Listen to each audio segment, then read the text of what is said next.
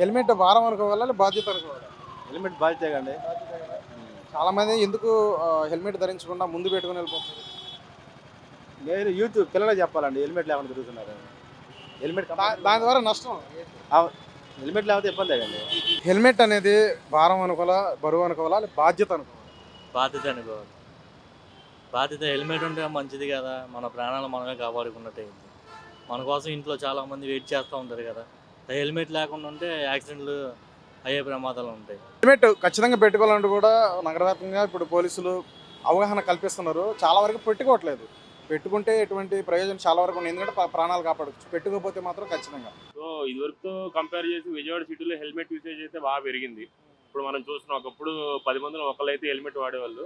ఇప్పుడు 10 మందిలో ఆల్మోస్ట్ మీరు 6, 7 పీపుల్ హెల్మెట్ వాడడం ఖచ్చితంగా చూస్తూ ఉండుండొచ్చు. సో అదొకటి అయితే నాకు ఈ రోజుల్లో ఖచ్చితంగా కలిగిన డెవలప్మెంట్ కింద అయితే మనం చూడొచ్చు.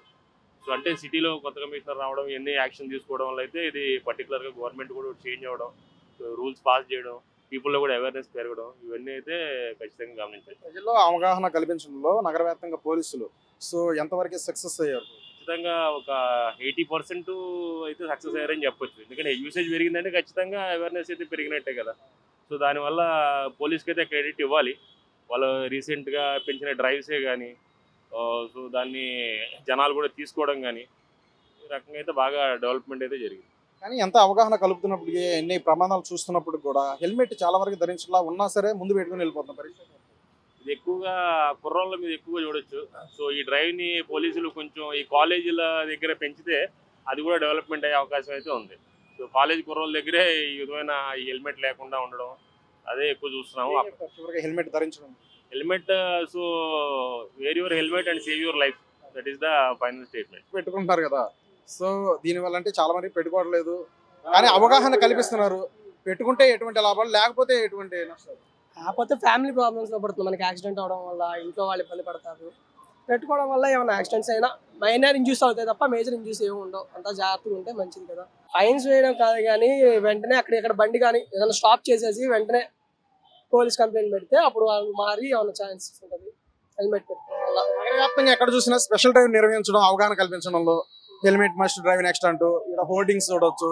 సో ఇవన్నీ ఎట్లా అనిపిస్తుంది మీకు? గతంలో కంటే ఇప్పుడు సిపి రాజశేఖర్ బాబు ఆదేశంతో ఇటువంటి దాంతో చాలా వరకు అవగాహన కలిగిందా ప్రజల్లో? అసలు అవగాహన చాలా వరకు మారారు కానీ యూత్ కొంచెం పిల్లలకి వల్ల ఇవ్వడం వల్ల వాళ్ళు ఇష్టం వచ్చారు రైడ్ చేయడం, హెల్మెట్స్ వాడకపోవడం, యాక్సిడెంట్స్ అవడం మేజర్ కారణం అవి.